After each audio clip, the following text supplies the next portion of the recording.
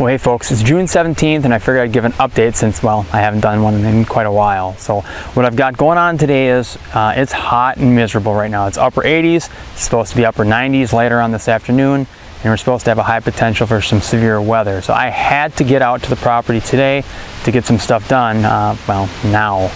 I've got 5 trail cameras scattered throughout this property, and I'm really not seeing much. Normally I see a lot of does and fawns early on, and small bucks, and then as you start talking late October, mid to late October, that's when it seems to be that the bigger bucks from the outside areas tend to move in and make a presence, but typically not so much early on. This is a transitional piece of property most years because there's really not a lot of food sources on it. It's mostly CRP and grassland.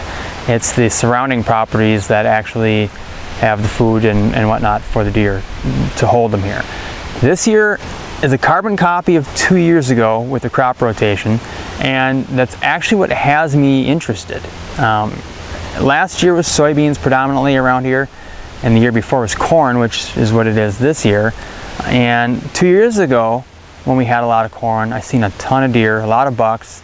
Last year when we had the soybeans, I really didn't see much. In fact, very, very little. I don't think I actually seen a deer from my stand once.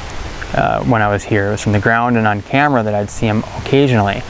And this year now we're back to standing corn again, so hopefully the bucks and stuff, well, the deer in general, move back in. I've already seen more deer this year on camera than I did last year, and kind of what I think's going on here is we're in farmland, and there's a lot of, on the years where there's a lot of soybeans, what happens is you've got a lot of pockets of woods that are scattered, but no real giant tracts of land that's close to hold deer.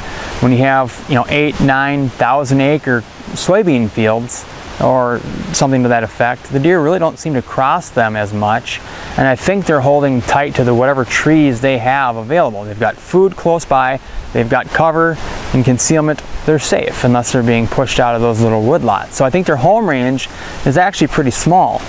On the years where they have corn, however, that's when things change a little bit, because as this corn starts to get a little bit taller, the deer can move freely around it as if it is another extended section of woods. So they've got much more cover and concealment. So now they can travel freely from woodlot to woodlot, and ultimately brings in more deer to my location. So what I've got going on here in this particular stand that has me really interested, a gorgeous funnel, just a natural pinch point that's here. That's where my camera is physically sitting right now. I've got a tree that's going to hang a camera on here pretty soon, and then behind me, this cluster of trees, that's ultimately where my hawk stand's going to be hanging.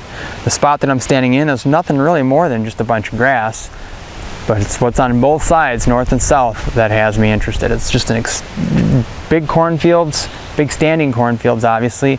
And I think what's going to happen here is the deer are going to be going from corn to corn, crossing this grassy little spot here, and it's only 20 yards across, making this an ideal kill zone. So I am going to hang a cam right now, and I'm going to move on and pull some other cameras, and I'm going to get them situated in different spots on the farm, and I'll check back in later.